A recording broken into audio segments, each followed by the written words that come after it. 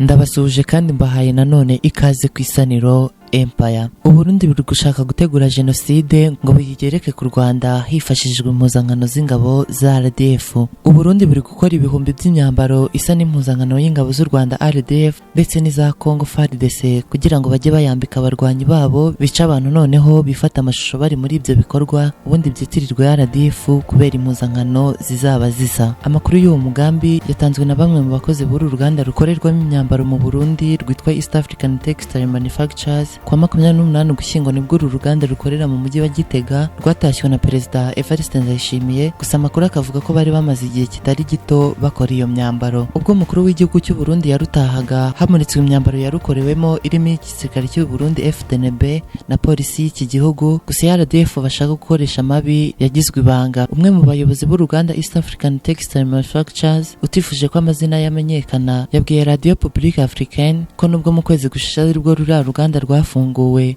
rwo rwatangiye imirimo mu mezi 5 ashize, ndetse ko muri ayo mezi ashize rwarimo rukora iyo myambaro rwihishwa. Uyu muyobozi yavuze ko muri icyo gihe ibihumbi by'imyambaro ya gisirikare irimo isa n'iya RDF yakozwe ariko mu buryo bw'ibanga. Radio RPA ivuga ko ifite amakuru y'uko abakozi bakoraga ahakorewe iyo myambaro mbere yo kugera mu kazi babanzaga gusiga telefone zabo zigendanwa ku marembo, ikindi kandi bakaba barafatiraga amafunguro aho bakoreraga ndetse bakaba baremererwaga gutaha ari uko bwije. Umuyobozi wa East African Textile Manufacturers wahaye amakuru iki gitangazamakuru yavuze ko gukora iyo myambaro ari ibikorwa by'ibanga kugeza ubu hataramenyekana icyo bigamije. RPA iravuga ko ubuyobozi bw'ingabo z'u Rwanda bwayibwiye ko nta siko bwigeze butanga byo gukorerwa imyambaro ya gisirikare iturutse mu Burundi mbere yo kutagira ikindi bavuga kuri iyo myambaro yakozwe. Umuyobozi wa FARDC General Major Sylvain ubwo yabazwaga niba hari imyambaro ingabo za RDC zaba zaratumije mu Burundi yanze kubyemeza cyangwa ngo abihakane, avuga ko ibijyanye n'ibikoresho bitari mu bubasha bwe. Burundi buravuga ko gucura imyambaro isa n'iy'ingabo z'u Rwanda mu gihe umubano w'ibihugu byombi umaze hafi umwaka utifashe neza. U Rwanda kandi rumaze igihe rudacana uwaka na EDC, igihugu gifitanye umubano udasanzwe n'igihugu cy'u Burundi. Kuri ubu ingabo z'ibihugu byombi zihanganye mu ntambara n'umutwe wa FCM23 byemeza ko uterwa inkunga n'u Rwanda, ndetse bikaba bivuga ko iyi ntambara irimo ingabo z'u Rwanda ziri gufasha M23. U Burundi kandi bushinze u Rwanda gukorana n'umutwe wa Red Tabara bavuga ko ugambiriye guhungabanya umutekano w'u Burundi, gusa u Rwanda rwo inshuro zitari nke rwakunze gutera utwatsi ibyo birego. Bitekerezwa ko Gitega yaba yarahisemo gucura imyambaro ya RDF nk'uburyo bwo kuzayifashisha mu gusiga icyasha ingabo z'u Rwanda ndetse no kuyikoresha amarorerwa.